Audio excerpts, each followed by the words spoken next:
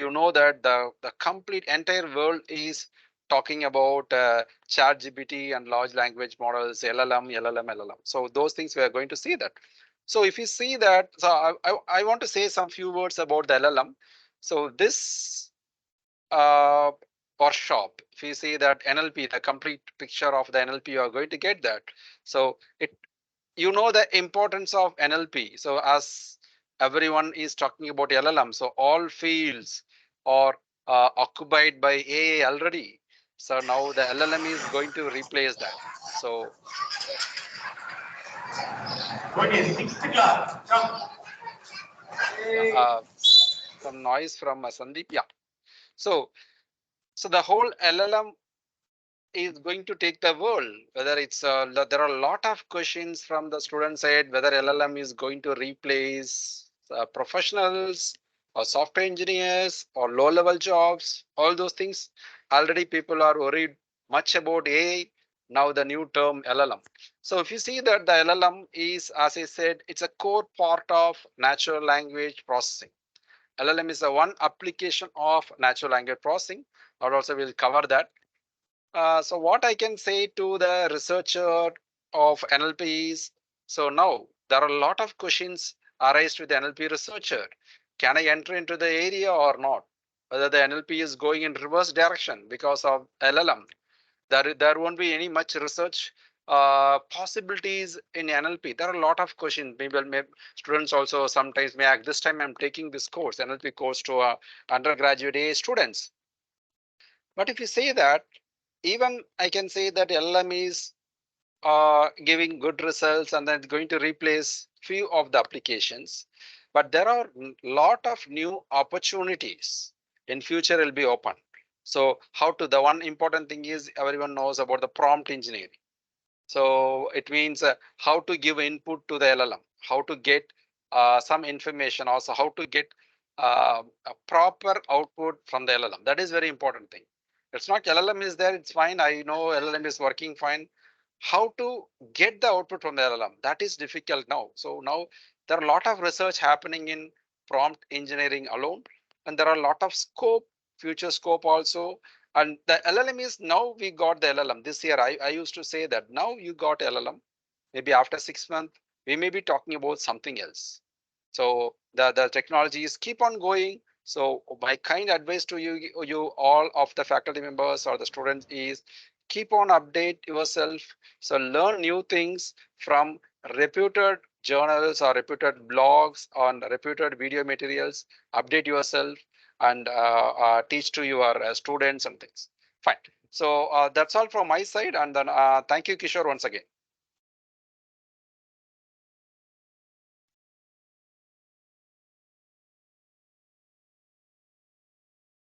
Kishore Babu, are you there? I guess I'm not hearing you. Yes, sir. Yes, sir. Yeah, Kishore. Yeah. Can you hear me? So can I start my presentation or you want to say something? No, sir. You can continue. Okay, fine. Okay. Yeah. Thank you.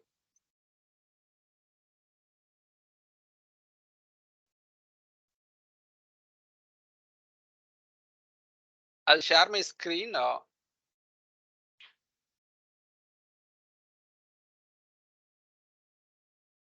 I hope my screen is visible, right?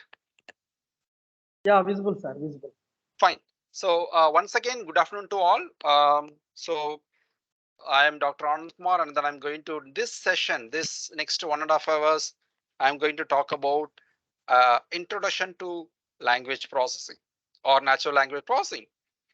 This is only to the persons who is very new about natural language processing, why this NLP research is required, so how this will be helpful and other things.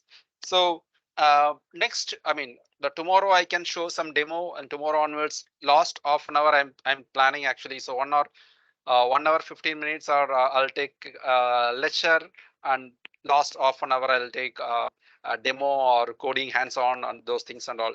So that things I'm planning from second day, but the first day anyway we have only 1.5 hours left, so I can cover only, I guess I can cover only this introduction.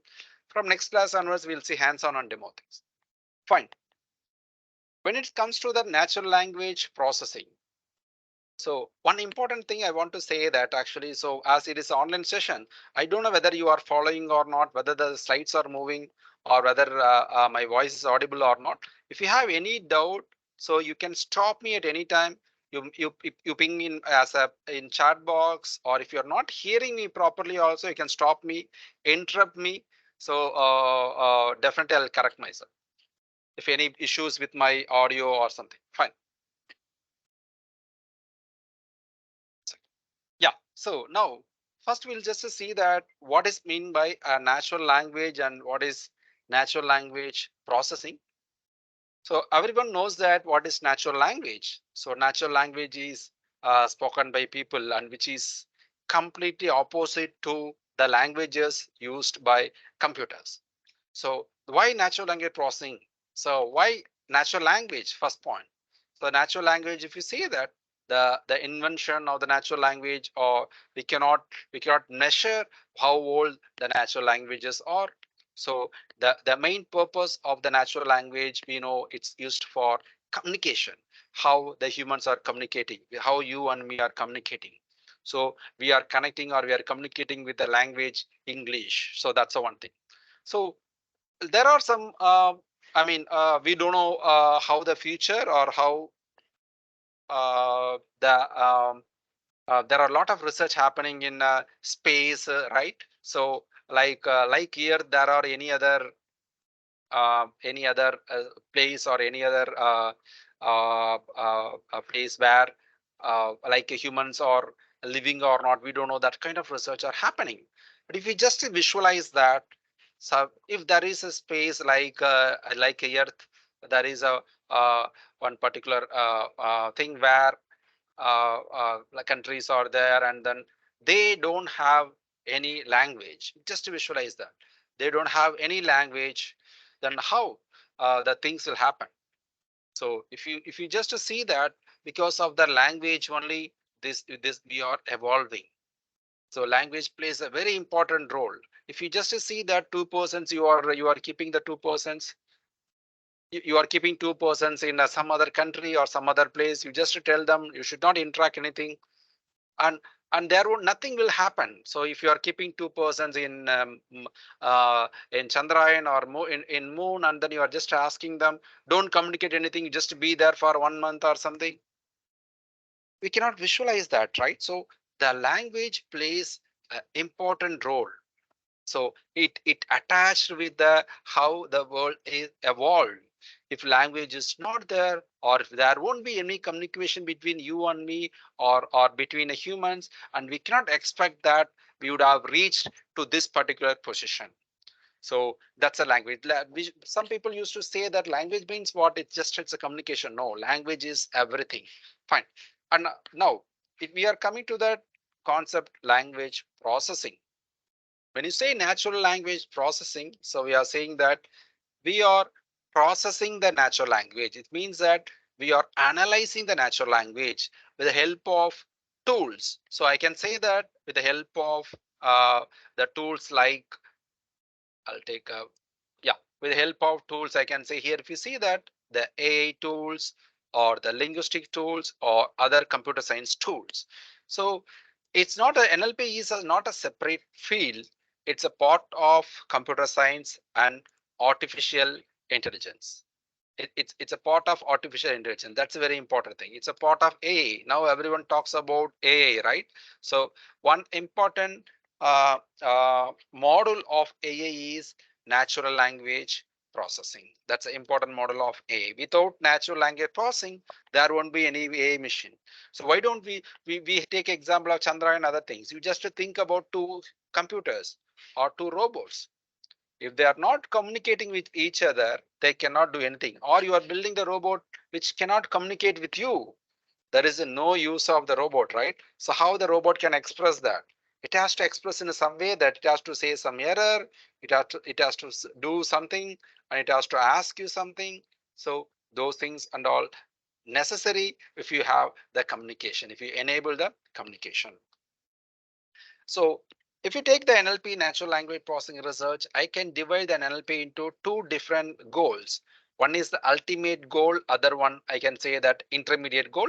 First few slides we'll talk about the few basic NLP, then we'll just move to the NLP, complete NLP techniques actually.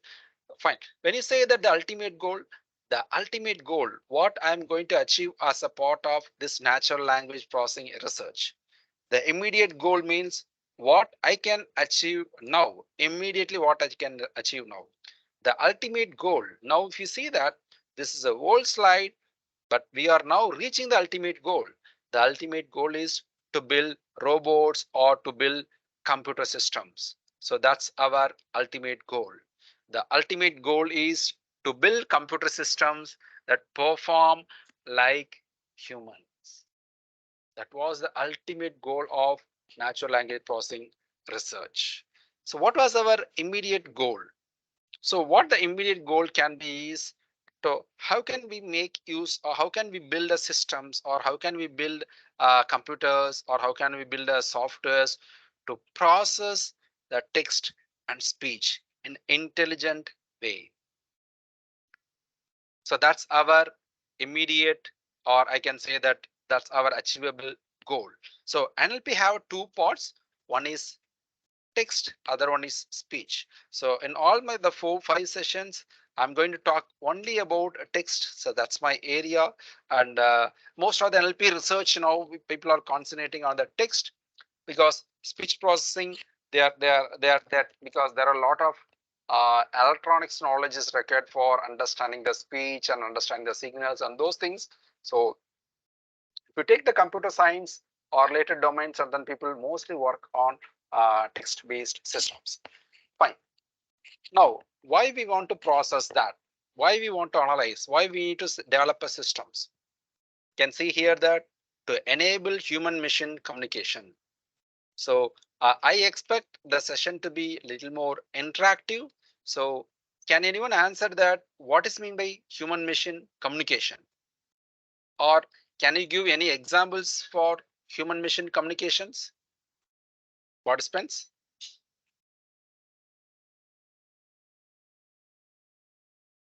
Enable human-machine communication. What does it mean?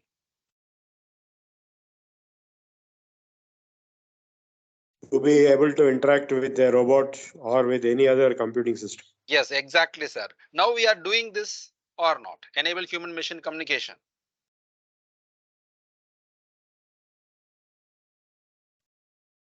If there is natural language interface between robot So and human being, it will pass. any examples, sir? Any example for that? Yeah, like prompts given to prompt. LLMs So or to robots. yes, prompt we can say, or we can say whatever we are using. What I can say that this Alexa or these kind of digital assistants, everything enables human-machine communication. And next one, if you see that improving human-machine human communication. So the first one is human-machine communication. Next one is improving human-human communication. How it's improving human-human communication?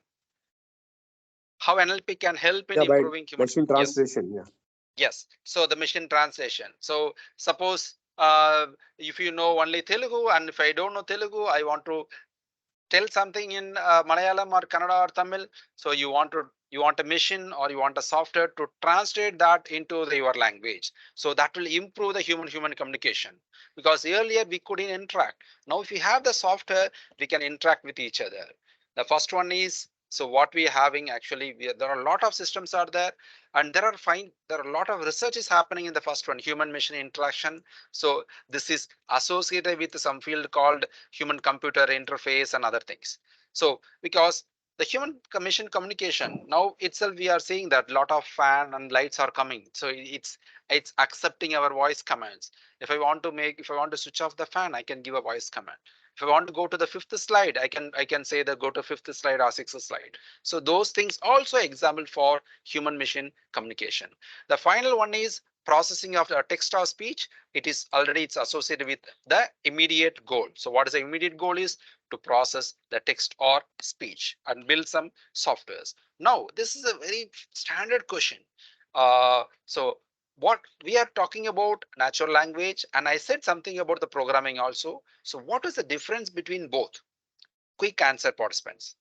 The difference between natural language and programming language.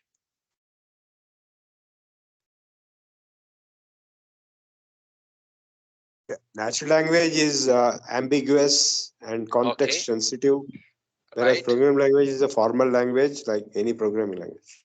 Yeah, so this is the formal languages. This is ambiguous languages. It's a, as it is a formal languages. It have it's derived from its rules are there. It's written from the rules. Natural, obviously, natural language also having rules, but we are not learning the rules and then we are not speaking the language. We are learning the language first. From that, we are deriving the rules. But here, programming language, we are fixing the rules first. So if I write int int, the next should be the variable. So those things that I'm fixing. So it's a formal language. The main difference, if you say that, as sir said, that the context sensitive. So the programming language is also having the context. If I say public static void main, I have to follow this particular order only. I cannot change that. So programming language will also have the context. But the one thing I should accept is the important difference is ambiguity. Natural languages are highly ambiguous. Okay, so that's an important difference. Before going to see the difference, I'll just talk few things about the human languages. So this is a famous slides taken from the Martin Nowak. It's from 2000. He has given the evolutionary biology of language.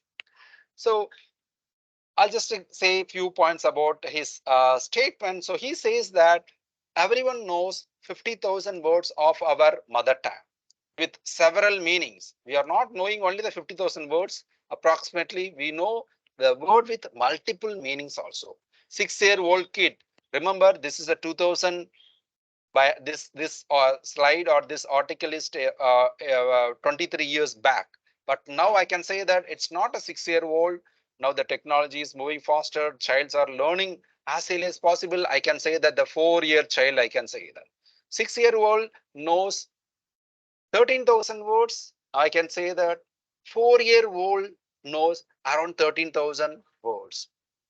Third one, first 16 years we are learning one word in every 1.5 hours. So that is also improved a lot, I guess. So now I can say that 16 minutes in every 16 minutes we are learning new word. I can say that because as I again repeating, it's 20 years back statistics. So next sentence is very important sentence.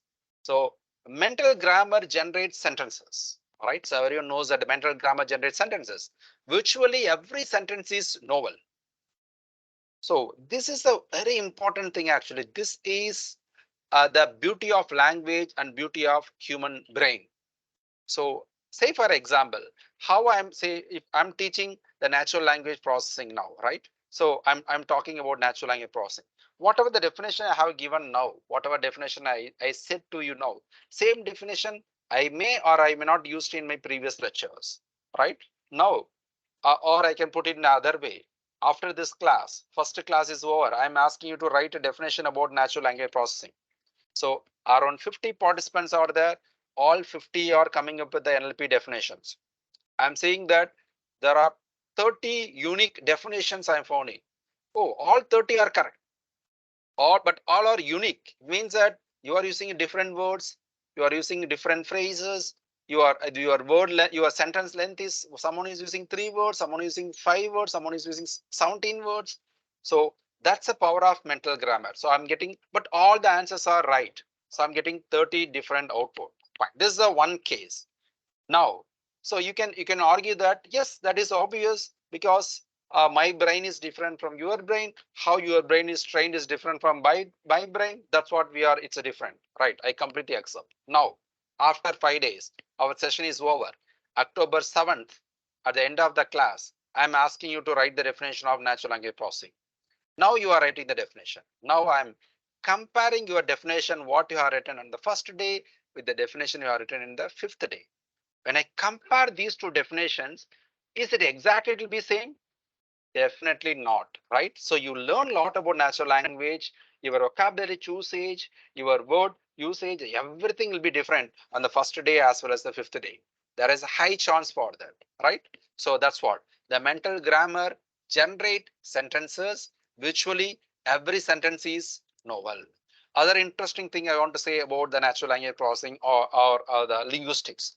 So we are not, if you say that, if I'm talking to you in your mother tongue, if I'm making some mistake, you will easily identify that, yeah, this guy is doing some mistake. So I can say that, I can take assumption that you know the grammar of the language, right? I can take assumption. Whether you learned the grammar of the language, then you learned that. No, definitely not, right? We learned the language from, it means that our brain have the grammar information. What the natural language research or NLP research says that is, why don't you crawl the information? Everyone have the grammatical knowledge, but we don't know how to put the things together. If I say something wrong in my sentence, you'll easily understand that. It means that you have the grammatical skill. So through the NLP research, or through developing the NLP systems, we are crawling the information of your brain. You already have the knowledge. We are just taking the knowledge, we are putting together as a features to the machine learning model, or to develop some deep learning models with the help of data or whatever. Fine. So that is the beauty of human language. So again, I'm repeating, mental grammar generates sentences. Virtually every sentence is novel. 3-year-old already have 90% of the grammar. This also, as I said, that it's a old statement. I can say that I can reduce to 2 to 2.5-year-old. So I can reduce this to 2 or 2.5-year-old. A kid already knows 90% of grammar, means 90% of its mother tongue. So in world, around 6,000 human languages are there. None of them are, the interesting thing is none of them are simple. Yeah, with this, I just quickly go to the Turing test. This test only brings the relation between the AI and NLP. The NLP is not the new area. If you see that when people started with AI, I guess everyone knows that AI started in 1950. So during that time itself, people visualized language processing. So how they visualize the language processing? Through the Turing test. The famous person Alan Turing is shown here. Through his name only, there is something called a Turing test. So I guess you aware about the Turing test. So with the assumption, I just move to the next slide. Nothing. This is a good the important test to check whether that particular I can say that whether this software is really software or it's a machine. So nowadays, if you see that wherever, if you're going, if you're logging to somewhere, then it's asking the captcha, right? To check whether you are a human or a machine. Same thing is the Turing test. Okay, I'll just, maybe some people may be new to this. I'll just put some I'll take some 2 minutes and then I'll finish it. If you see that there are 2 rooms, so this is a one room. I can say that this is the room 1. This is the room 2. So here the evaluator is there. His job is to evaluate the system, right? So in the other room, 2 A and B are there. A is computer and B is human, right? So this is applicable for any NLP task, even for LLM, it's applicable. So not only the NLP task, any AA task. So the evaluator asking, so he don't know who is A, who is B. He knows that A and B are there, and he knows that one is computer, one is system. Sorry, one is computer, one is human. So now the C is posing some question to A and B, and A is responding and B is responding. So based on the answers, if C identifies that this A is a machine, it means that the machine fails the Turing test, because the human identified that this is machine. It means that the machine fails. But in the other case, the evaluator C, he confused. He, based on the answers, A is perfectly all right. It's giving like a human. It's producing output like human. He couldn't understand whether it's A is human or B is human. It come totally confused. Then in that case, the machine wins. So the test, if you see that, the test is 1950s test to identify it. That time the assumption was the machine is having less knowledge than human. That was the assumption that time, right? So the Turing test. Now also the Turing test, we can do that, as I said that, but in a reverse scenario. Now everyone knows that it's going to happen. The human knowledge is going to be a small now. The same kind of confusion is now also. The machine is going to answer better than the human, right? This is the current scenario. Earlier, the humans are smarter than machine. Now, because of the AI and other things, machines are smarter than human in some cases. Fine, that's a Turing test. Now we'll just go to the NLP components. There are two components in NLP. So one is natural language understanding, natural language generation. So what we are talking about, that LLM. So the LLM, what we are saying now, or ChatGPT, it's a combination of understanding and generation. Whatever prompt or whatever question you are giving, the machine should understand that, and machine should generate the answer. So that's what we are calling the combination of both is called natural language processing. So whatever query you are giving, the machine should understand the query. Once the machine understands the query, it has to generate that into the answers. So that's a natural language processing system. Understanding and generation. There are a lot of applications, or a lot of I can say for natural language understanding alone, as well as natural language generation alone. So I just quickly touch few things. So in the case of natural language understanding, as I said earlier, I am worrying only about understanding my language or understanding my text. I am giving some input to the machine. What I want is machine should understand this. I don't want a machine to generate some new natural language text. Machine should understand the text. Say, for example, the sentiment analysis task. So there is a popular task called sentiment analysis. If I give us a sentiment analysis means, if I give a piece of text, we need to say that whether it's a positive or whether it's a negative. So if I say that, if I send the piece of text, machine should understand that, and machine should say that it is positive or negative.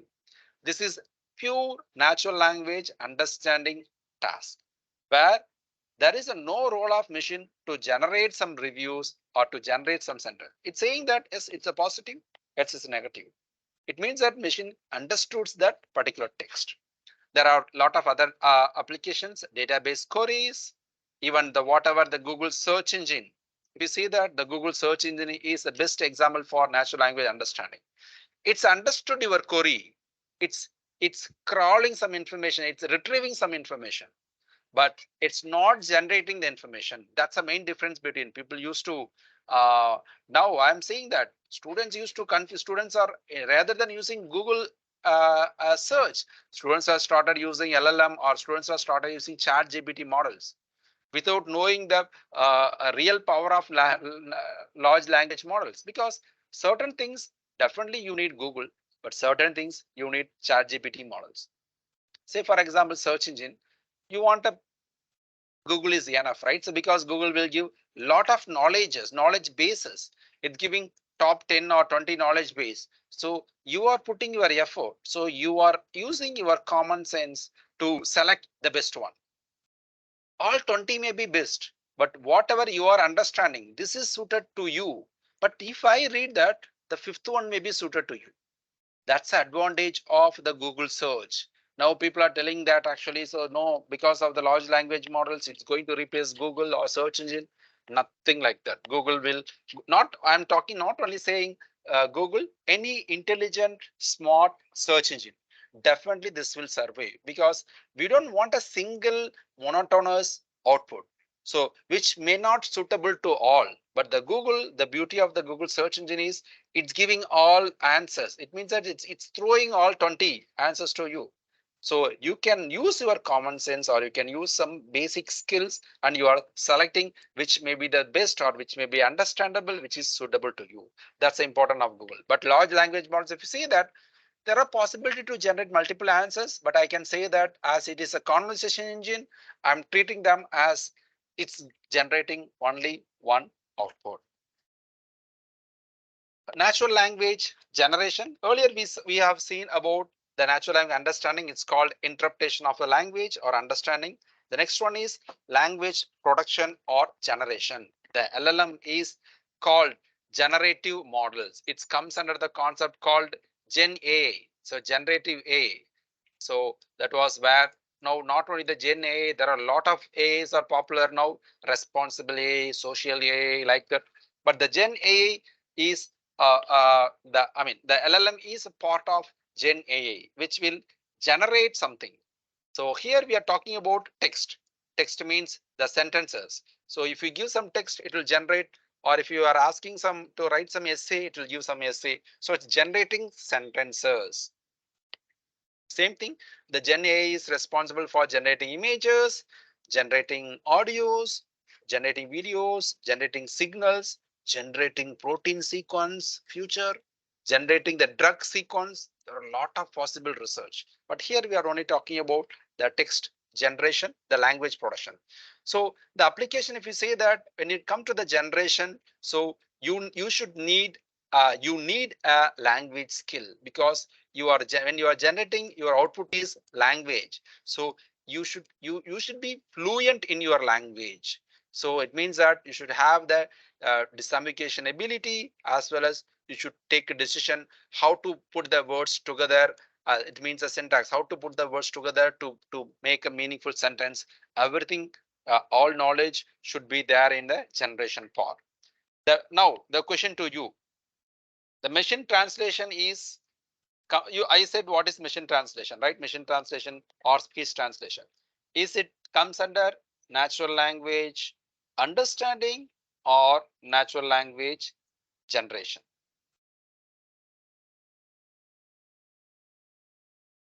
Both Participants steps are are involved. The first step is natural language understanding to generate an intermediate form yeah, or great, sir, intermediate great. output. So And the the second step is natural generation.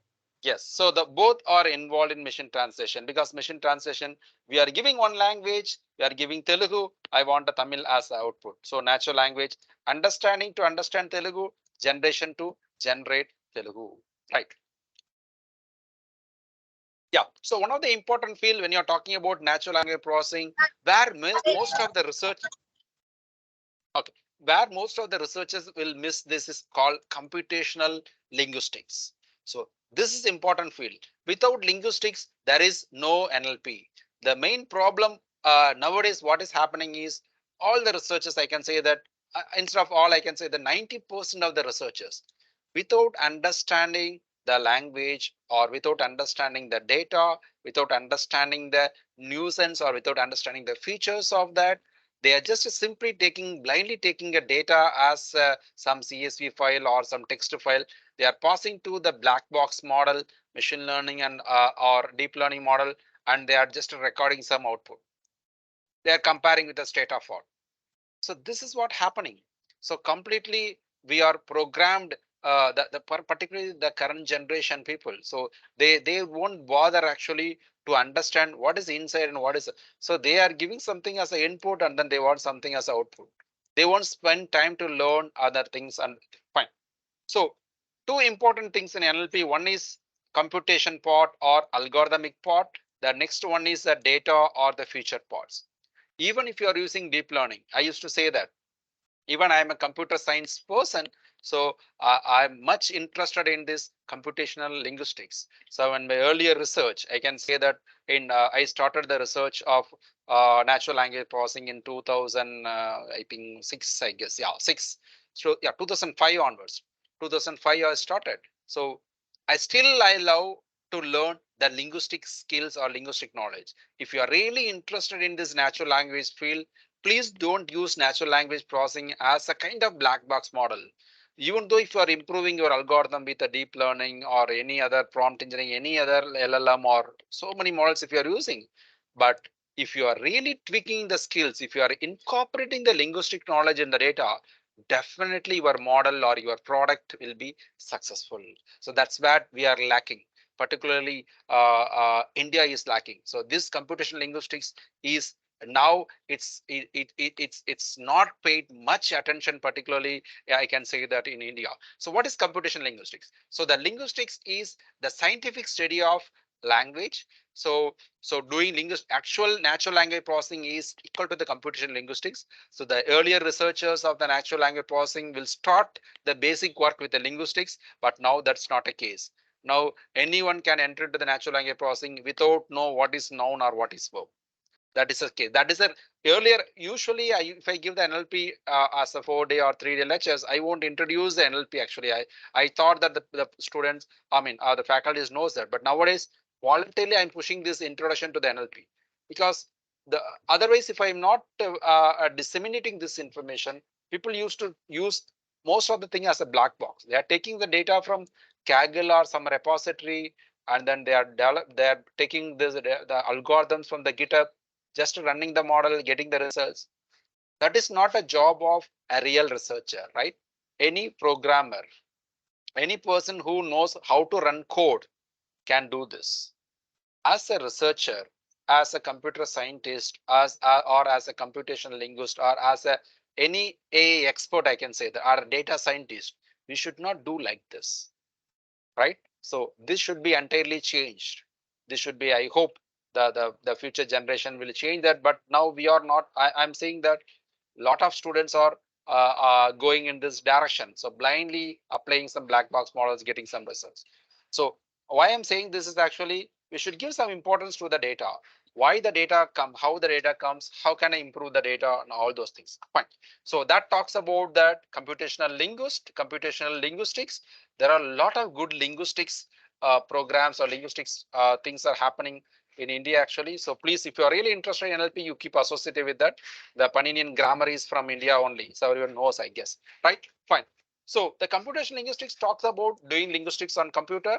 So it's slightly towards the linguistic side. So to give more additional features to the model. So we'll see some of the things.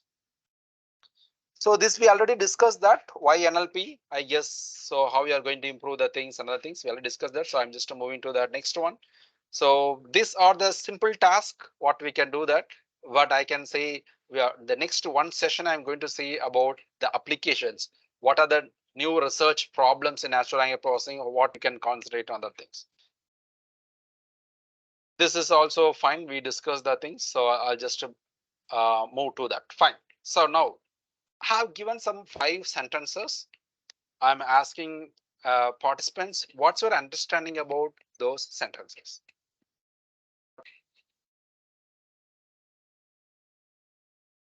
We cannot understand it. Our understanding is nil on this. Okay, sir. Your understanding is nil, sir. We'll check with others actually. Do you have whether you have any whether any others?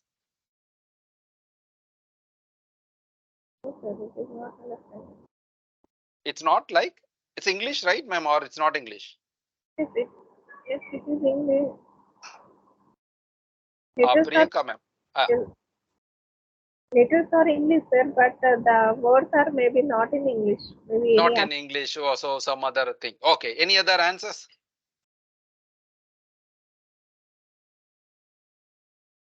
No problem. So how you seen this text? Same way computers will see the text. Computer will not know that whether it's English. Computer will not know that whether it's a Telugu or whether it's a Tamil or something. Computer doesn't know anything. Computer will see like this, even if you pass English. How you have seen this text? Same thing.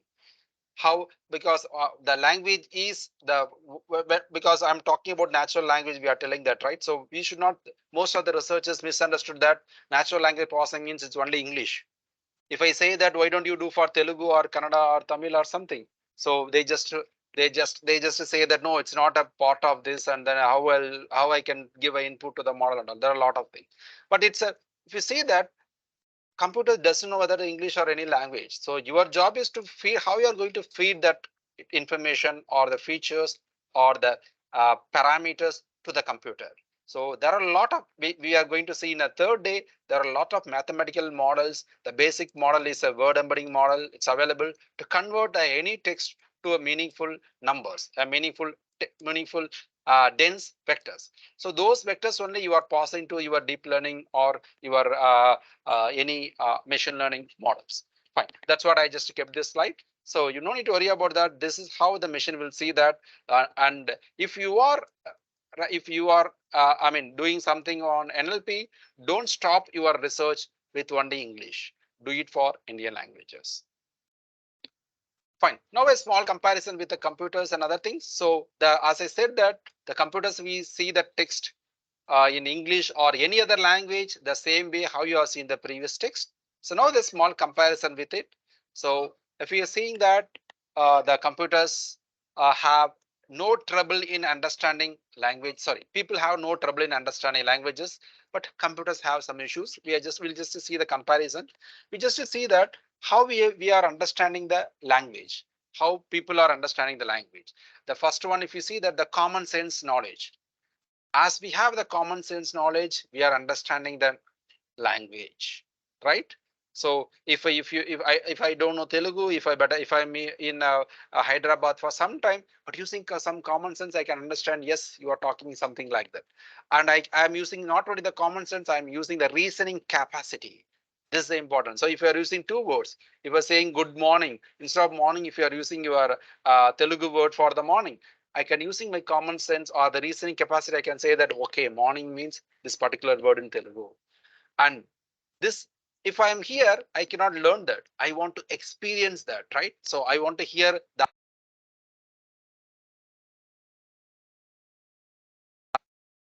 Someone muted me. Am I audible, right? Yes, sir, you are audible. Fine, fine. So someone, I think, unknowingly muted me, I guess. Right. Okay. So the common sense, if you see that, as I said, that the common sense and reasoning, the third one, experience. If I am in my place, I cannot face that, right? I have to be there in Hyderabad or some places to get the experience. It means that I'm getting a lot of samples. So 2-3 persons I'm meeting, 2-4 daily I'm meeting 4 persons who knows the Telugu, and then they are talking to me in Telugu. So using that, I've just started learning Telugu. That is experience. This is how humans are understanding new language. I'm not saying anything about the mother tongue here. The assumption here is you already know one language. So using these 3 skills, you are understanding other language. Fine. Computers. We know that computers are called idiot box. There is a no computers means any machine learning algorithm or anything you can say that. So there is no common sense for computers, right? Anyway, we are feeding that common sense nowadays, and we are feeding the reasoning capacity, but whatever we are feeding, the model will work up to that level only. So but if you take a raw machine, there is no common sense, there is no reasoning capacity, then how I'm going to teach a computers about language? The purpose of natural language processing is to teach our language to the computer. Why I should learn this Java or Python or whatever you are telling that? Why I should learn the language? Why I should learn the language of machine? So I know my own language. I know my human language. So as you are the idiot, I'm talking about the machine. As you are the idiot box, I won't learn. I don't like to learn Python or Java or whatever. I know Tamil or I know Telugu. So you learn Tamil or Telugu. That's what the NLP research, right? To making a machine or to forcing the machine to learn to learn a particular language. Fine. So when you say that the computers have no common sense knowledge, no reasoning capacity, and how I'm going to teach? Participants? All 3 points are given here, right? All these 2 points can be associated with that.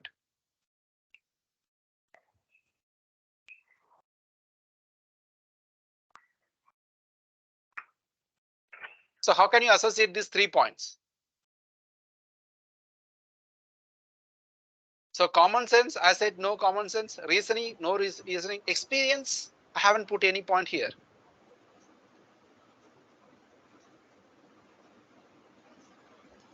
Participants? Training, sir.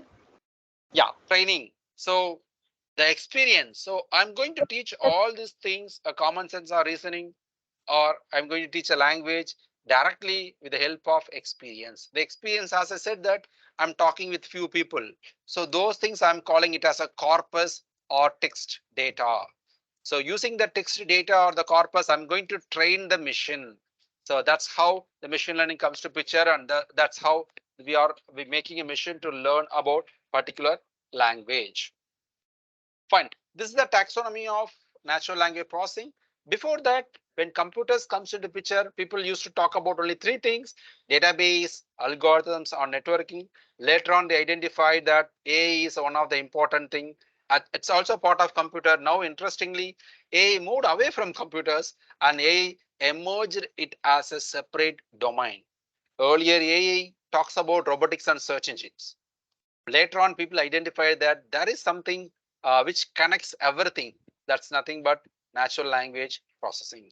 It talks about information retrieval. It's giving input to the robotics. It'll give the search engine, also part of natural language processing, translation system, analysis, all those things comes under the part of natural language processing. This is the taxonomy of NLP.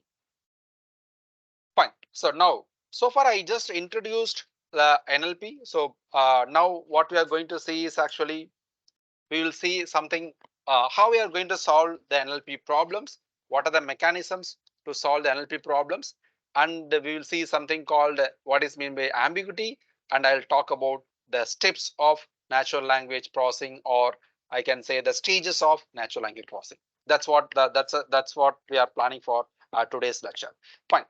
When it comes to the natural language processing or the computational models, the two types to solve the NLP problems, one is knowledge driven model and data driven model. What mostly we are focusing is nowadays the data driven model, because we have a data, we are taking the data blindly, we are using the data to the model and we are calling it a data driven model. Earlier models are called knowledge driven model, where the linguist will be there, the language person. So that's what whom I called as a linguist. The linguist will be there. The linguist will be there and he will write a set of, he will come up with a set of rules. Based on the rules, a programmer or a computer scientist will write or to develop a particular software. It's a knowledge driven model. So the main drawback here is the complete output of the system, the performance of the system. It's based on the skills of the linguist. Whatever rules he is providing, that the rules should be effective. If he is not good in that providing the rules, he may be a good linguist, he may be a good language person. If he is not providing good rules which can be programmable, then the knowledge based system or the rule based system will fail. The another problem is it may not be language generic. I mean, it's not a language independent. It's completely dependent on language. If I'm writing some rules for Tamil, and the same rule may not be applicable for English or some other languages. Slightly we have to modify the rules for some other. Those are the issues with the knowledge driven model. But even though that is the case, even though if you're going for the data driven model, most of the people are preferring the data driven model. I'm asking that you should understand the knowledge information or knowledge bases. You should see that how can we make use of the knowledge base to improve the data driven model.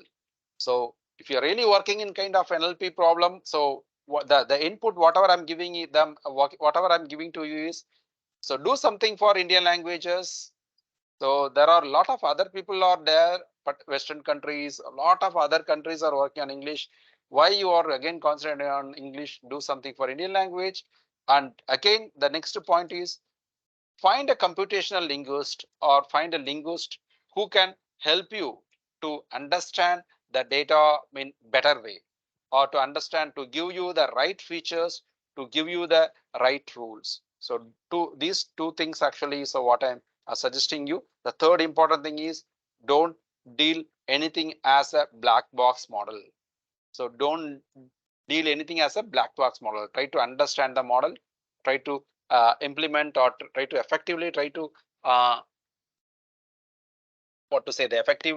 effectively tune the model. When you're tuning the model or want to improve the performance, definitely you want. Can I ask you a question in this context? Yes, please, sir. You know, in the conventional knowledge-driven your model. Name, yes, sir, Prabhu. Yes, sir. Conventional. Yeah, I'm director of research at KMIT Hyderabad. Oh, yes, sir. I heard about you. Yes, sir. Yeah. Yeah. Now this in the knowledge-driven models, they apart from the grammar linguistic rules forming the lexical analysis or syntactic analysis, we also had lexicons, dictionaries. Yes, resources. Yeah. So now in the data-driven model, what about the lexicons? Are they being used or they're not being used? Yeah. So the the current system or whatever I am saying now is actually you already knows that, sir. Actually, sir, now most of the systems are people don't know anything about the resources. They are using the linguistic resources, particularly they are using the linguistic resources like this. It's degraded. I'm saying that I'm saying actually last 3 years. But what I'm saying is actually we should motivate the people to use those kind of resources in their data-driven model.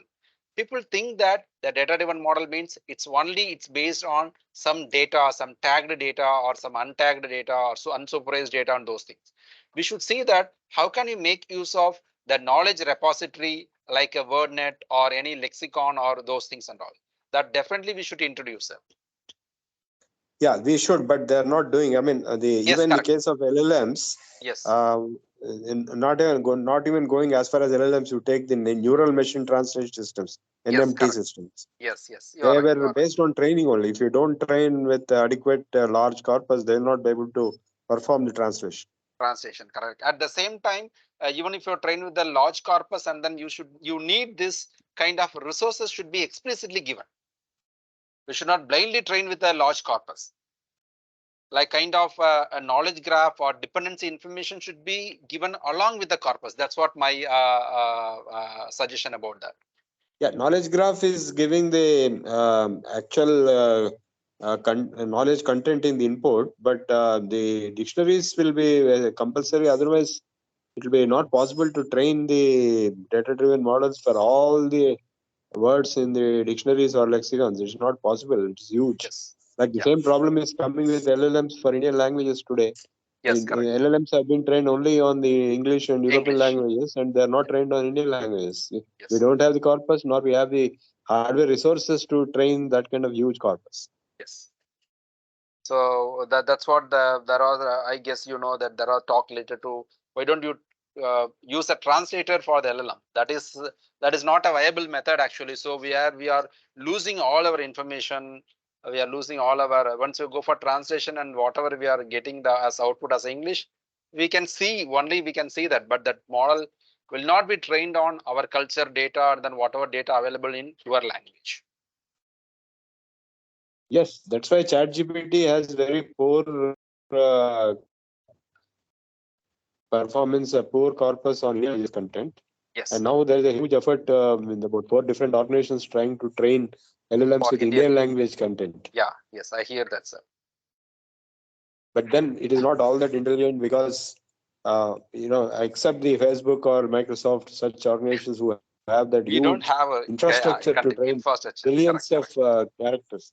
Yeah, even So we others even if cannot we, do it. So yes, that's why the that's conventional Pandinian techniques also should be deployed. That's my submission. yeah, correct. Yeah, so we'll take sir's point. Then the next one is if you see that this is how the classical NLP and then statistical NLP model will be. This only I explained that the linguist will be there and the rules are given to the computers and the classical. This is the traditional classical NLP, and then the statistical or the data driven NLP. It's purely based on the data. So you are giving some text corpus. Corpus means a text data. We are giving corpus to the model. If it is a statistical NLP, the model will find the rules based on the probabilities and then it will develop the software. Nowadays, it's a prediction based model, deep learning model or machine learning model, or again opposite to that statistical model. It's a pure prediction based model. Completely it's using the mathematics. It's a machine learning optimization problem to identify the best parameters. So this is the difference between classical and statistical NLP. Now, so we are just slightly, so far we have introduced what is NLP. I have given a small intro about NLP and why we need NLP, and we have seen what are the problem solving mechanism, how we can approach the NLP things. Fine. The next one is actually why the NLP is difficult. So one of the important reason we have seen that how it's different from the programming languages is ambiguous. So this ambiguous, this because of the ambiguity only the NLP we are saying it's a difficult. So there are a lot of stages in the ambiguity. We are going to see each stages now. I'll just spend 5 minutes for each stages and then we'll go for the next one. Fine. So before that, whatever, even though we are treating this as a one case, the reason for the ambiguity, the reason for that difficult or the challenge natural language processing research is ambiguous. The second point I can say that the language is changing and evolving. This is a very important thing. Language is continuously changing and evolving, right? So nowadays people started using a shorthand methods, right? So tomorrow is written like this, TMRW. So as sir said about the dictionary and lexical resources, so it will have only the tomorrow words. How you will map this tomorrow to the tomorrow? And some people will write a tomorrow as TMROW. And earlier good night and all, we used to write GOOD and all. Now because of the social media and WhatsApp, we are writing good night means GN, or not even GN. Some emoticons we are just sending. That's it. Right. So those things and all, it's a now we are keeping that. We don't know how the future will be. That's what we are saying, that the language is continuously changing and evolving. So the model or the system, whatever we are developing, that should accommodate all the changes. But it's very difficult because the model, whatever we build for general text, it may not be work for the social media text. We have to tune the model slightly to accommodate for the social media text. So when it comes to the ambiguity levels, we just see that. So these are the levels of ambiguity. So the starting from phonetic level, lexical level, structural level, and semantic level. So the phonetic level ambiguity. So if you see, if you read this word, the phonetic is a very small part. The phoneme is a small meaningful part in a word. So it talks about, particularly it's used in the speech processing, text to speech or speech to text. So if you see that, if you read this one, if we are reading it as a right, but the spelling is whether this is or this right or right. All three are having same pronunciation, but the spelling is different, meaning is different. So that's what the ambiguity. Ambiguity means one word or one word have, I can say that one word or one presence or one occurrence have multiple meanings. There is a meaning one and there is a meaning one. If I say right, there may be multiple meanings, particularly in the phonetic level ambiguity. When it comes to the lexical level ambiguity, so word level, so I can say that this lexical level or categorical level ambiguity. So it's based on part of speech category. If you say the word book, so book can be a noun or book can be a verb, right? So it's a categorical level ambiguity. The word book can be noun, can be a verb. So okay, once it's over, I want few examples from the participants and to understand, to better understanding the lexical level. Okay, we'll see that. Before that, structural level ambiguity. So you can see here that I saw the man with the telescope. The structure says that it's ambiguous, right? I saw the man with the telescope, or I saw the man with the telescope. Whether I'm seeing the man who is having the telescope or I'm using the telescope to seeing the man. So those things are comes under structural ambiguity. Semantic ambiguity, again, it's a word level ambiguity closely related to lexical level. But lexical level ambiguity, if you see that, as I said, that it's based on category. So the word will be there, the word will be there, the word will have two meanings. It's because of two categories. One category is noun, one category is verb. That's the reason I'm having two meanings. Say, for example, book. But in semantic level, word will be there in noun itself or verb itself. I'll take a noun here. Noun itself, there will be two meanings. Noun, it's here earlier case, two meanings because of two categories, two grammar categories. Here, two meanings in same category. Noun itself, there will be two meanings. Say, for example, dish or the word bank. Finance bank also noun, river bank also noun. Dish, physical plate also noun, menu item also noun. Plant, biological plant also noun, or industrial plant also noun. Now, to understand a better way, I ask participants to come up with few examples for lexical ambiguity and semantic ambiguity. One or two examples, then we just quickly go to the next slide. Participants, it's clear, right? What is lexical ambiguity? Two meanings for a word because of two different part of speech category. Part of speech category means we used to. Yes, ma'am. I couldn't hear you actually. Can you repeat the word?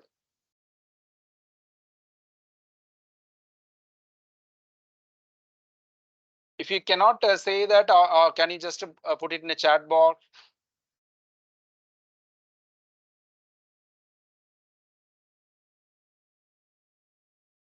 Participants, Like, some in answer. the case of lexical, Yes, we sir. have the words like bank in English, banking, either a financial bank or a river bank.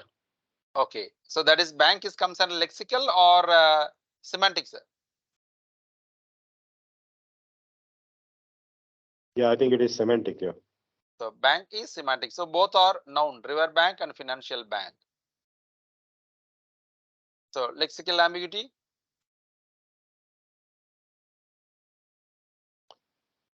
So I'll write one thing, no problem. Run. I'm if I'm talking about the score, it means that it's a noun. If I'm talking about the action, run. So that is verb, right? Lexical ambiguity.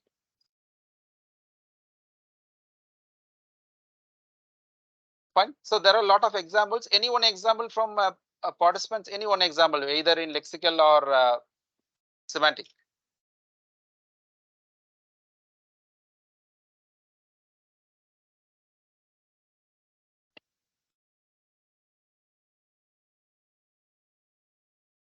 Participants, you are following, right?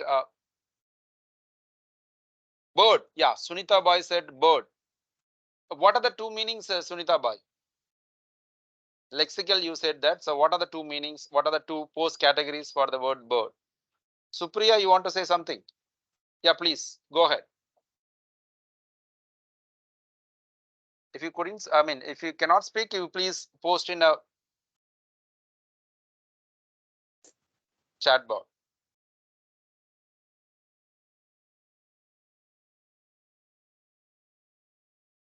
What are the two meanings, Sunita Boy? Bird you mentioned as lexical ambiguity.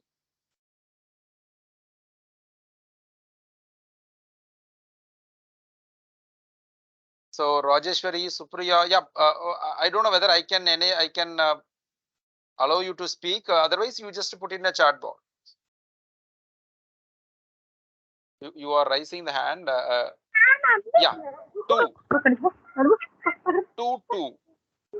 This two, they are same sound, right? Two. Someone is talking. Some disturbance. You should mute. Yeah. I don't know who is that actually. No, Sir, mom. can you? Post. If you take the word Sure, post, posting. sure, sir. Can you mute them? Actually, someone's mic is on. Yeah, Sri Lakshmi, I guess, right? Yes. Yeah, I cannot mute actually. Yeah, I can mute, I guess. Right, fine. Yeah. So the word bark, the bark refer either to the noise made by dog or the outer covering of the tree.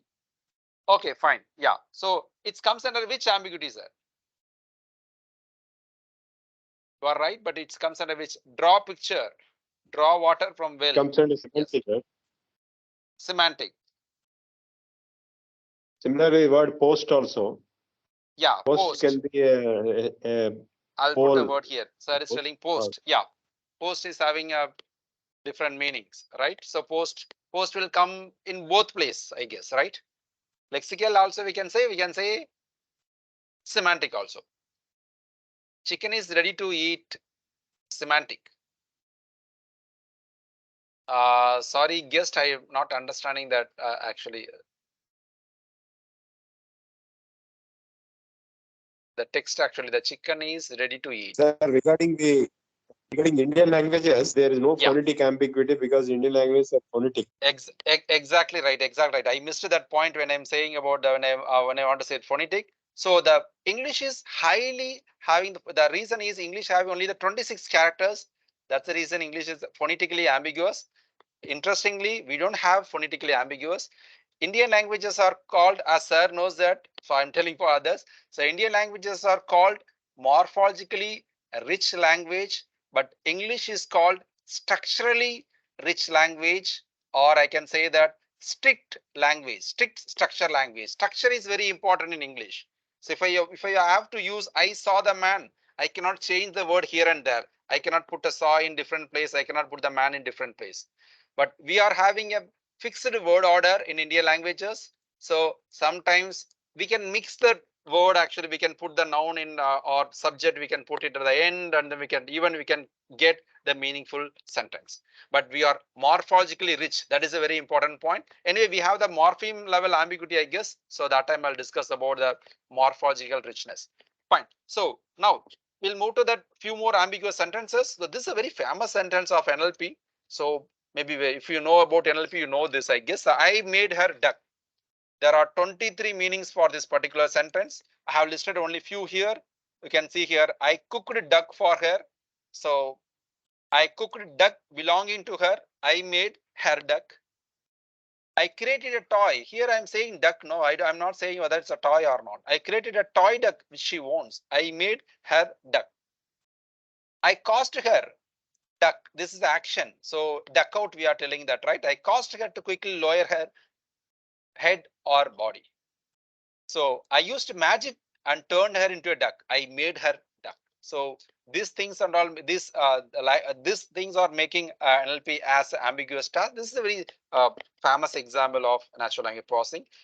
The reason is given here why it is ambiguous. Just have a look onto this. Okay, a few more sentences. The quick explanation. I think I'm audible, right? So I'm not. Okay, so the ambiguous sentences. So I want to answer from participants here. Sorry. 1 second. Okay, so two sentences are there given here that. So time flies like an arrow, fruit flies like a banana. What is the meaning of the sentence? Which is ambiguous.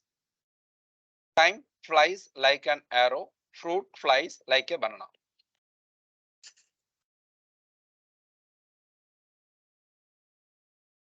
Time flies like an arrow is having a different meaning.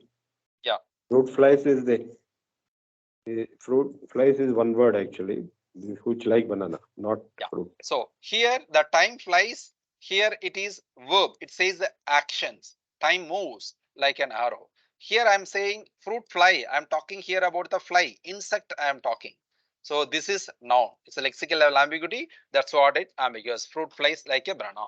So this example we already seen that the mouse is on my desk. Whether I'm talking about the computer mouse or real mouse. So I saw the man with the binoculars. We have seen this already. This same example. I saw the man with the telescope, right? The same example, syntactic. And this sentence, they are hunting dogs.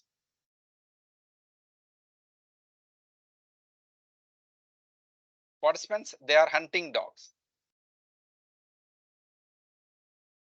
They are dogs which do hunting. Okay, so one meaning is they are dogs which do hunting.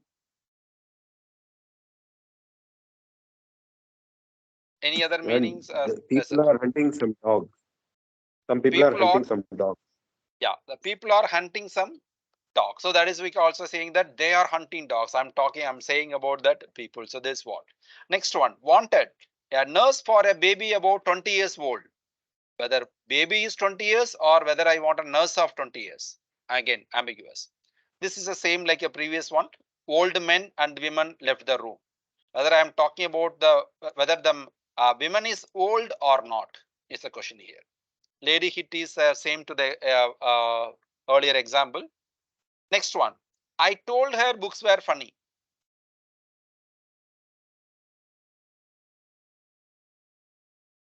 I told her books were funny. I told her that the books were funny. That should have been the more grammatical. Ungrammatical sentences also will create problems. Yes, yes. So the one more meaning is the multiple meaning is I told her. Generally, I'm saying I told her books were funny, or I told her books were funny. She was the author of those books, which were funny. Yeah, so that's two meanings. Next one. Mary loves visiting relatives. She loves to go and visit relatives. Or and other is Mary loves those who are visiting her. So the both meanings, yeah, yes, sir. The both we can consider. So this things only the example ambiguous sentences. So I just quickly skip this ELISA. This is a very old program, 50 60 years old chatbot. It's the first chatbot, I can say that. So I just anyway, I'll give share my slides. You just have a look onto this. This is the first chatbot. So used for psychotherapist. You can see that you can talk to the machine like how you are going to talk with the chat GPT and all. So I have a terrible headache, and then the model is suggesting that maybe you should consult a doctor of medicine. So okay, I'll do then. So can you elaborate on that? So something like a conversation. It's an old system, 60 years before people realized that. So there will be a kind of chatbot. Still, we are working on chatbots. You see that. This is also similar to the NLP system from the artificial HAL 9000 series. Actually, this is the character called HAL. Fine. Now we'll come to the stages of NLP. So I'll take a next 20 to 25 minutes and this. Then we just finish this. Fine. So the different levels of language processing. Now we are going to see the different levels. Directly jump onto the levels. So here I missed one level called phonology. Phonology is the first one. I can say that the phonology is connected with the morphology. And after discourse, I can add one more is world knowledge.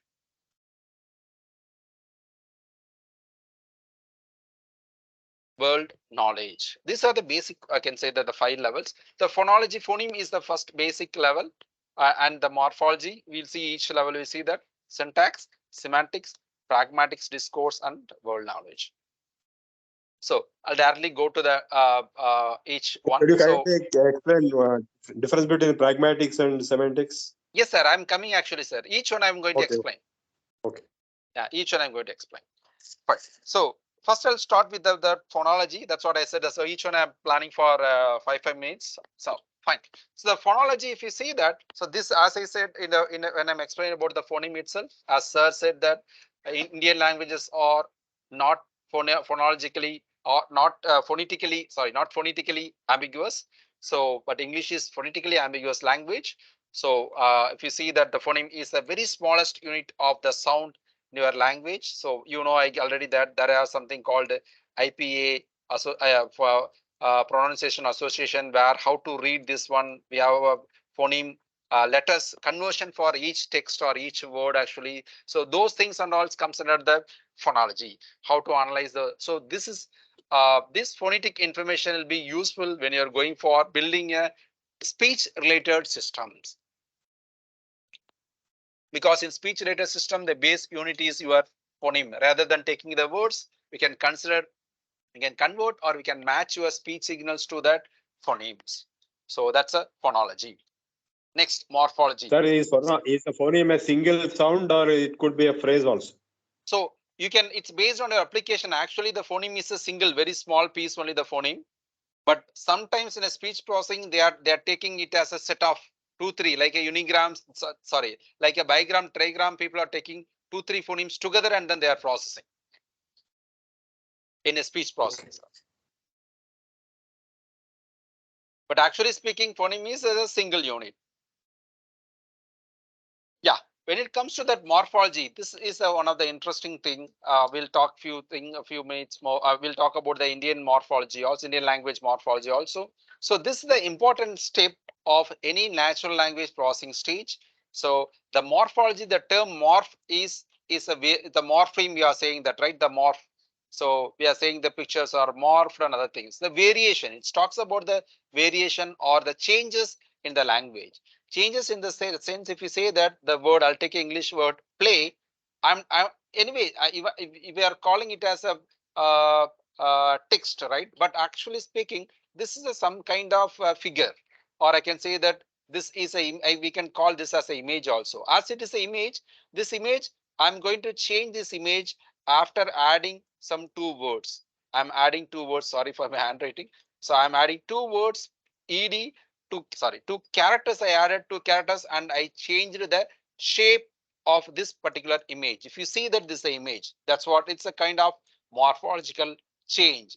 Linguistically, if you see that the morphological change is why I added ed is because I am taking the past tense information of this particular given word. There is a meaning for this morphological change. The ed represents the past tense. So how we are going to analyze those things? So why, first question is why we need to analyze? Say for example, you are doing the search engine or you are developing some a search engine or for Indian languages.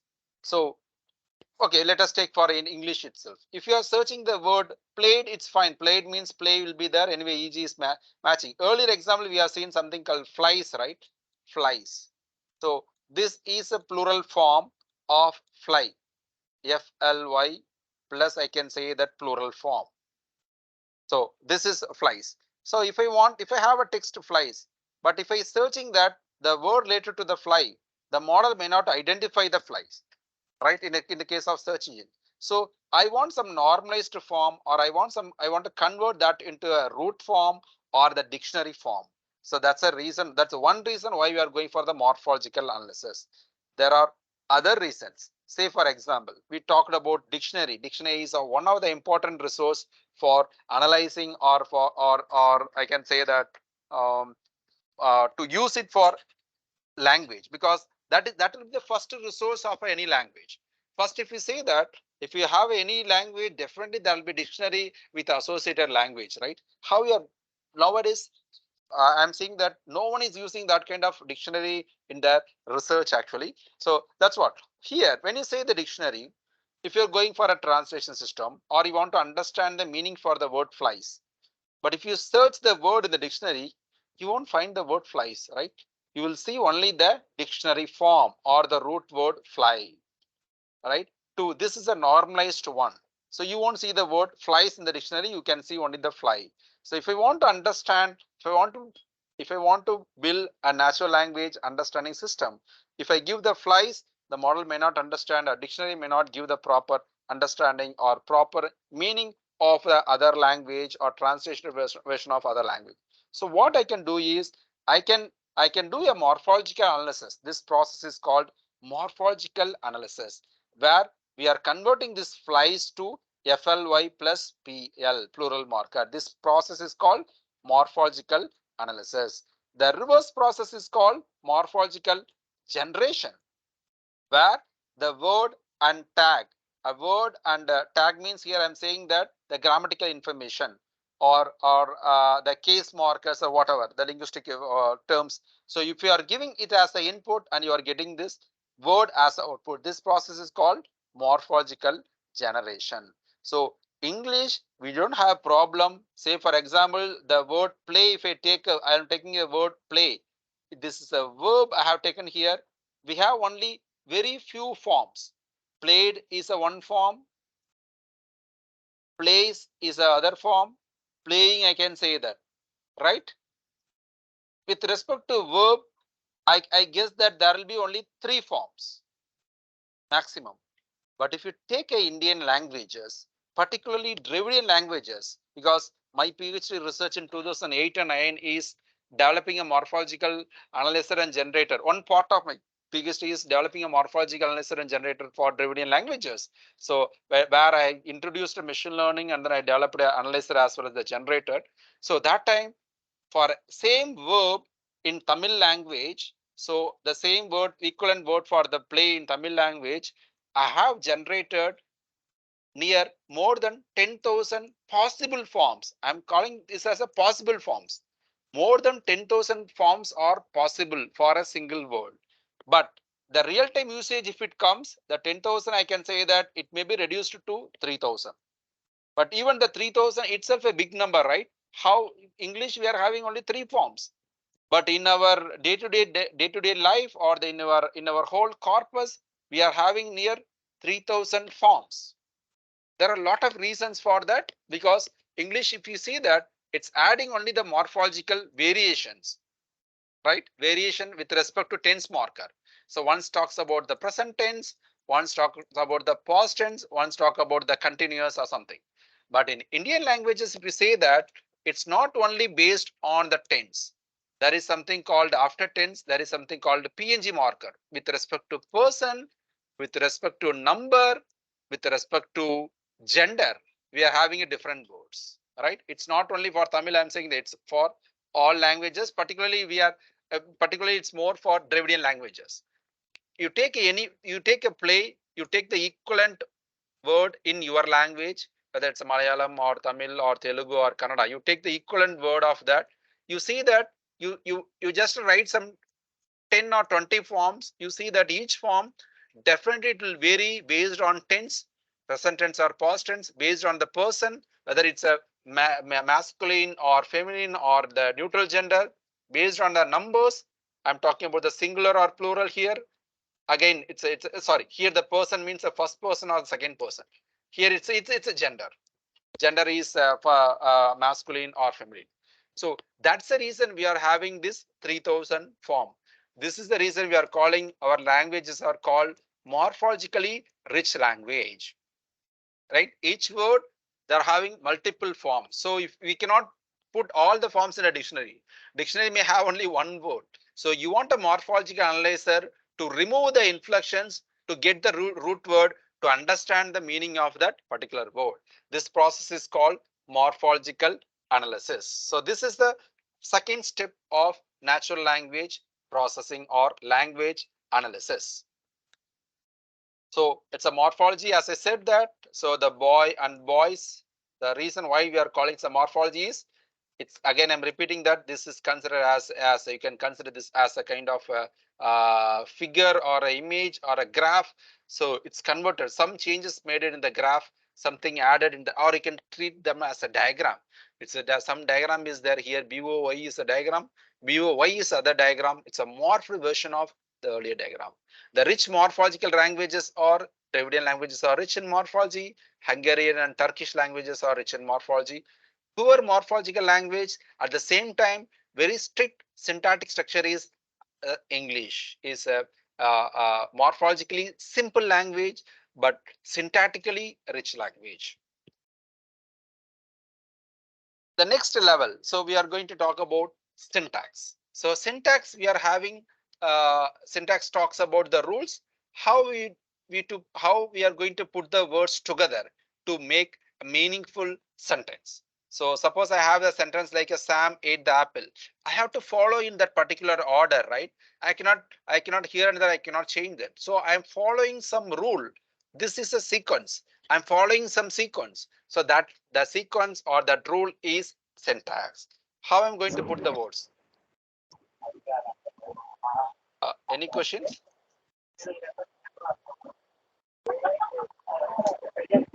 Someone is talking. I'll have to search and I have to.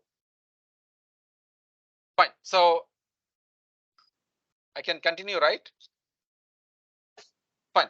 Yeah, this is a syntax. So if you see that how I'm going to put the words together to make a meaningful sentence, Sam ate the apple. So this is how these things are connected together because the flow is important. This is a one level. So syntax, we said about the lexical post category, right? Verb or noun. That is a basic unit of syntax. If you give a sentence, if you're identifying which is a verb, which is a noun, which is adverb, which is adjective, that process is called part of speech tagging. If you see here that Sam is given, I'm saying Sam is a name, ate is a verb, the is an article, apple is a noun. This is called part of speech tagging. Here one more information we are having. We are having phrase level information. Sam ate the apple. We are having three phrases. One is a verb phrase we are having, and we are having noun phrase. And third one we are having the apple. Again we are having noun phrase.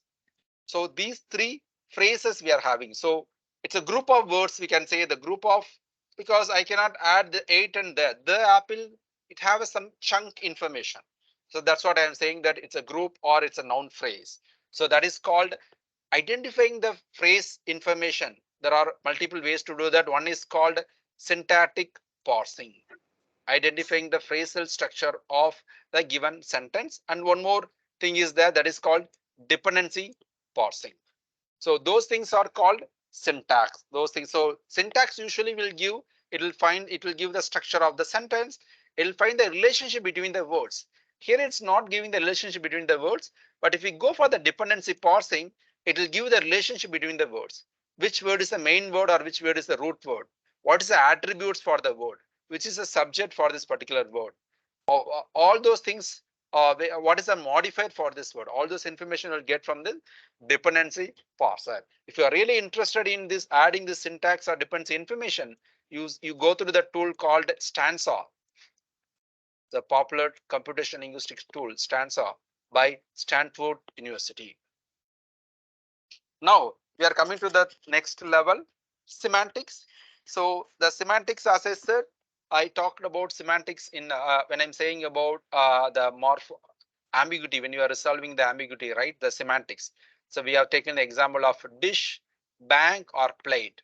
So both should be in noun or both should be in a verb. This may be the noun one and two meanings. I'm saying that noun two and a verb one meaning, verb two meaning. So that is the semantic. The example, if you see that the plant, we already discussed that. So there is something called word sense disambiguation. That itself an NLP application like a post-tagging syntactic parser. Word sense disambiguation. In a given sentence, suppose you are using in a given sentence, somewhere you are using the word bank. My Potter's P stagger, earlier I said no Potter's P stagger, name, verb, article, noun. My Potter's P stagger will say that, suppose I'm having the word bank. My Potter's P stagger will say that whether according to the context, whether the word is verb or noun or other things, the model will say. Because bank can be act as a verb also. That is called the Potter's P stagger. But my word sense disambiguation will say that even though if it is a noun or verb, what are the two meanings for the noun? What is a particular sense used in this? Whether the sense is a finance or whether the sense is related to the water or river. So based on the nearby words, you can understand that. Based on the co-occurrence word, you can understand that. That is called semantic processing. So the tool or the software is called word sense disambiguation. Now, the reference resolution, or I can say that discourse knowledge. Directly I'll go to the example and then I'll just say that. So say for example, the discourse knowledge. So I'm taking a sentence like this is the conversation between user and system. User is telling that I would like to open a fixed deposit account. Machine is telling for what amount? User again, make it for $800. Make it for $800. For what duration? I'm asking, and system is asking. What is the interest rate for 3 months? So machine is telling 6%. So now the user is telling, oh good, then make it for that duration. So now machine has to go back to understand what is the it represents, right? What is that means? That represents here. What is that means here? Duration represents 3 months. What is that represent? It represents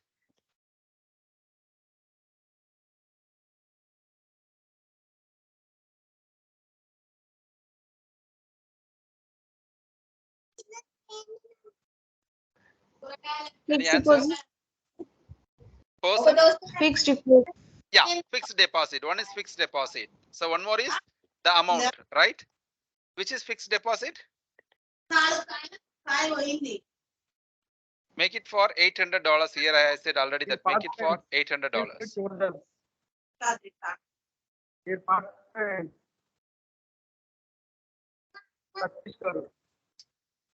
Make it for. Can you mute someone? పాప ఏ తాము తెచ్చిన గలీజ్ పాప పోయొద్దు. So can someone mute them? Actually, who is okay? Fine. Yeah. So what is it represent? What is that? Make it for. So it represents the fixed deposit, right? That duration. So that duration 3 completely months. says about 3 months, right? Fine. So you need some previous information. That's a discourse. That's called a co-reference resolution. You need some previous information to understand that what is this pronoun represents. So sometimes in a story, if you see that, I'll talk about Kumar something, and after some time I'll say that he. So what the he represents? He is associated with that particular person, Kumar or someone. So where here earlier if you say that we are talking about morphology, we are talking about a single word, right? We are talking about word shape. Syntax, we are talking about sentence. Semantics, here we are talking about sentence. But reference, we are talking about multiple sentence. So we can say that we are talking about paragraph or documents, right? So that's a reference resolution. Next, so Sarah asked about the pragmatic and this one, semantics, right? So semantic, I said that. Pragmatic, we'll see that how the pragmatic is different. I'll directly jump into the example. So suppose someone is coming late in my class. I'm telling that, do you know what time it is? Really, I'm asking, or really, I would like to know the what time it is. Indirectly, I'm telling that you are late, right? But if a machine says that, yes, I know what time it is, it means that it's not appropriate answer. So that is pragmatic. So how the different situation, the sentences, how it affect the different situation. So how that it affects the interpretation of the meaning. So that is pragmatic knowledge. So the other example, if you see that tourist in a hurry, checking out of the hotel, motioning to the service boy, boy, go upstairs and see if my sandals are under the divan. Don't be late. I just have 15 minutes to catch the train. Boy, running upstairs and coming back panting. Yes, sir, they are there. Really, the tourist want to take his sandals, right? But as he say, made a sentence like, go and check whether my sandals are under the divan. The boy is coming and then saying that, yes, they are there. He is not bringing out because the tourist haven't said that, right? This is the exact example how our LLMs are working. If you are giving a prompt like this without the meaning, if you feel that the machine will understand everything, the machine or LLM will give like this. You have to tune the prompt in a proper way. So the LLMs are powerful engine, there is no doubt on it. But how you are writing a query is more important than this example. Opt for that LLM prompt. Fine. The next, the last one is world knowledge. So how we are going to teach the world knowledge? So somehow we can teach this information, pragmatic or world other things. Even a reference we can teach, semantic you can teach it. How I'm going to teach a word knowledge to the machine? Because each stage I am teaching that, right? So say for example, the blue pen ate the ice cream. The dog ate my homework. If you are giving this sentence to the machine learning model or any NLP engine, the engine will check that. It will say that, yes, this is a perfect, no grammatical error for the sentence. Subject is there, object is there, verb is there, fine, everything is there. This also. But we know that this sentence is wrong, right? So we know that this sentence is wrong because the blue pen will not eat something. So how I'm going to teach this to the machine? So imparting this is a very difficult. So we can make use of computational with the help of linguistics. We can make use of adding some resources like a WordNet or any computational knowledge graph or a computational lexicon we can use. The model will understand that the dog is inanimate and it will not eat something. This particular verb and even it will even it will eat, it will not, the homework cannot be eat by something. So these two will not co-occur together. So the similar way, the 8 and ice cream will go co-occur together, but the blue pen and then 8 will not go co-occur Limit. together. So Pen is those inanimate. information we should get from the word knowledge. So this was the next level of natural language processing. So with this, I have few more applications. So anyway, I have a different. Tomorrow, I'm going to only discuss about the applications. I'll take a 2 minutes and I'll conclude my session. And after that, we'll have a 10 more minutes. If you have any questions or any discussions, I'll open for discussion. Fine. So I'll just summarize it now. So far we started with an introduction to the natural language processing. We have seen that how NLP is different from how natural language is different from programming languages. We have listed out some of the differences, and we have seen that the taxonomy of NLP, where the NLP stands in the computer science or in the computer domains. In the subdomains of computers, we have seen where the NLP stands. We have seen the difference between the machine as well as the human, particularly in respect to understanding the language. So we have seen that machine can understand the language only through the experience. So then we just define that how we are solving the NLP problems. So knowledge driven models and data driven models. So I discussed about what is knowledge driven and what is data driven model. Slowly we move to the stages of NLP. So different stages of NLP. Before that, we have seen the ambiguity levels. There are each stage there is ambiguity: phonetic ambiguous, lexical ambiguous, semantic level, structural ambiguous. We have seen some of the examples also. Then finally we have seen the stages of natural language processing. We started from the phonology, morphology, syntax, semantics, and pragmatics we have discussed, discourse knowledge, and finally we said about word knowledge. So those things and all we discussed, I guess, today. So now this is fine for introduction to the NLP. So tomorrow purely it's based on applications. I'm going to list out the problem statement who are going to start a research or working on this particular area. What are the problems, research problems we are going to see that I'm going to list out the applications tomorrow. Finally, I'll just to show some demo tomorrow, and that's my plan for tomorrow. So now it's open for questions. Thank you thank you participant. Thank you for your, I guess most of you are attentively listening my lecture. Fine. Now it's open for questions.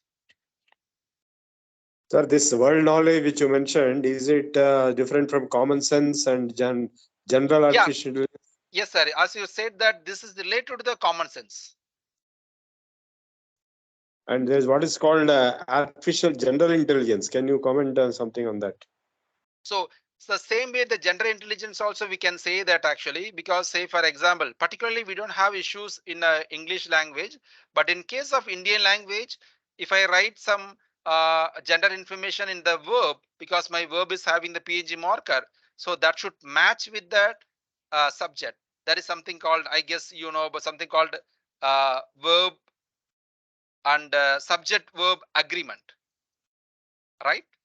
Subject verb agreement. So this should be matched. The subject should be this, particularly for Indian languages, that there should be a subject verb agreement. If I'm making a sentence, if I'm making, particularly if you are keeping the LLMs are easy for English, because only the, if you see that the syntax plays a major role in English, but in Indian languages, morphology plays a major role, and we have other issues like this subject verb agreement.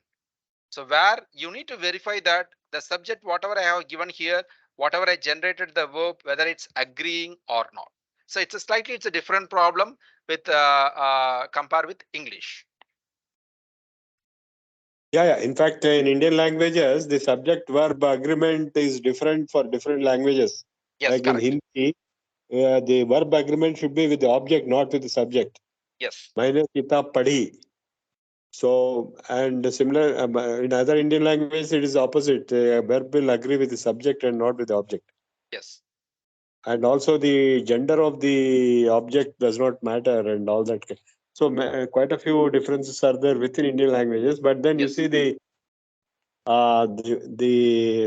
you mentioned a statement in the beginning that the English has a fixed structure language. Structure. Like I read the book, cannot be changed. But here, wherever you put it doesn't matter because the case endings are there. Yeah, you are saying about English or say, Indian language? Indian language. Kitab. Yeah, Indian language are free order based language. Free Indian order. language. The English is fixed word order. Because of the case ending. Yeah. Hello, sir. You are not audible to me. Sir, can you highlight word sense disambiguation? Yeah, I said no, sir. I explained about words and disambiguation. It's a separate lecture actually we have to give. So I have given an example that no. So in a sentence, if a word bank is there, means based on the context, based on the co-occurrence information. Suppose here you are talking about the word money, then there will be a high chance for that this bank is financial bank. Or if you are taking somewhere that in the sentence the word money is there, then the high chance that this is a financial bank. Or somewhere if you're talking about the water, or somewhere if you're talking about the river or the boat or something, or shore or something, then this is related to that. I can say that's related to a river bank. There are a lot of mechanisms to do that. So with the help of word embedding, so the co-occurrence words, nearby words you should take, context you should take.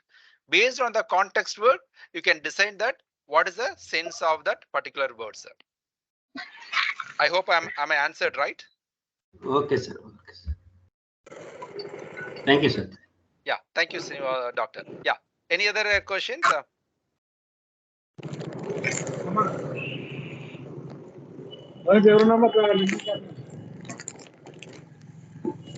Fine, no more questions. Then Kishore sir, can we wind up that?